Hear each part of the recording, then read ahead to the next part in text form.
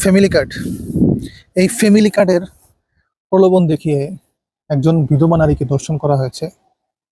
BNP নেতার উপর এই অভিযোগ গতকাল থেকে সোশ্যাল মিডিয়ায় এবং নিউজ ঘুরপাক খাচ্ছে। ছোট করে একটু ঘটনাটা বলি। একজন বিধবা নারী, আমার স্ক্রিনে একটা ছবি দেখছেন, এই ছোট্ট টিনের ঘরটা ওনার স্বামী মারা যাওয়ার পরে উনি অসহায় পড়েন এবং উনি মানুষের বাসায় কাজ করে। ওনার একটা সন্তান আছে, ওই সন্তানকে উনি লালন পালন করতেন। ওনার এই কষ্টের মধ্যে ওনাকে যখন ফ্যামিলি কার্ডের অফার দেওয়া হয়, তো উনি খুবই খুশি হয়েছেন এবং চিন্তা করছেন হয়তোবা এই যা কিছুই আসুক ফ্যামিলি কার্ডের মাধ্যমে এটা আমার জীবনকে একটু পরিবর্তন করবে, আমার অর্থভাবে একটু আমাকে স্বাবলম্বী করবে। যে মানুষটা প্রস্তাবটা দেয় তার ভিতরে তো খারাপ উদ্দেশ্য ছিল। একটা সময় তাকে ফ্যামিলি কার্ডের কথা বলে ফ্যামিলি কার্ড দেওয়া হবে, অফিসে আসার জন্য বলা হয়। অফিসে যাওয়ার নামে ওনাকে একটা হোটেলে নিয়ে যায় এবং ওইখানে নিয়ে ওনাকে টানা ধর্ষণ করে। ধর্ষণ করার পরে ওনাকে হুমকি দুমকি দেওয়া হয় যেন উনি এটা প্রকাশ না করে। পরবর্তীতে উনি অসুস্থ হয়ে যাওয়ার কারণে এই জিনিসটা প্রকাশ পেয়ে যায়। তারপরে তো এই নিউজটা তো আমরা জানতে পারলাম। এই মহিলা ভিকটিম পুলিশের কাছে তার সাথে যে অন্যায়টা হয়েছে এটার বিচার চাইতে গেছে। পুলিশ মামলা নিতে চায় নাই। পুলিশের বারিন্দায় বারিন্দায় উনি ঘুরছেন।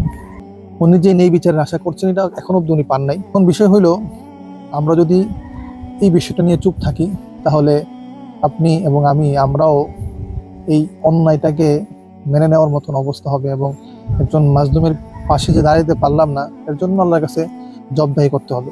এর জন্য ভিডিওটা বানানো।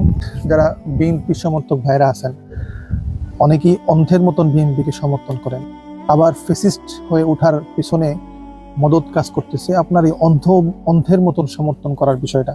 এই জন্য আপনি আপনার দলকে সাপোর্ট করেন, পছন্দ করেন, করতেই পারেন, কিন্তু একজন সুযোগ সন্ধানী যেন আপনার দলের নাম নিয়ে বা দলের দুহায় সে যেন খারাপ কাজ না করতে পারে এবং আপনার দলের বদনাম না করতে পারে, এটাও কিন্তু আপনাদের লক্ষ্য রাখা উচিত। যদি এই জিনিসটা আপনারা কন্টিনিউ করতে থাকেন তাহলে স্রোতের বিপরীতে কিন্তু আগানো যায় না, বাতাসের বিপরীতে আগানো যায় না। তো মানুষ যেভাবে আপনাদের ঘৃণা করা শুরু করছে, আলটিমেটলি আপনারা একটা সময় গিয়ে আপনাদের মনে হবে যে আমরা যদি ফেসিস্ট না হই, স্বৈরশাসক না হই, তাহলে আমাদেরকে ক্ষমতায় টিকে থাকা যাবে না এবং আপনারা একটা সময় হাসিনার মতন হয়ে যাবেন।